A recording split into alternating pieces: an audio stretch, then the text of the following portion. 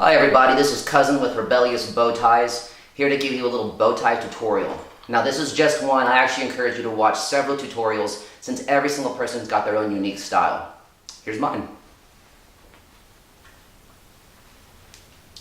Alright, first and foremost, since I'm right hand dominant, what that changes for me is I want my right hand side to be a little shorter for us there, roughly about 2 inches. It should fit right in the middle for us there. You're going to go ahead and cross those, lower, under. This longer one, you're going to go ahead and take this up and over. Let that rest for just a second. Now with the short one, you're going to go ahead and fold this in half, making that first initial bow for us there. You want nice clean lines. You're going to go ahead and take this, drape it over that bow for us there. Now this right here is actually going to go ahead and make a little loop back here, and this will play an important part later on. We'll get back to that. Go ahead and take both your points of your butterfly and pull those guys forward. Now, clockwise motion, you're going to go ahead and take this here and push this right through that little bitty loop that we made right there. That's the hard part.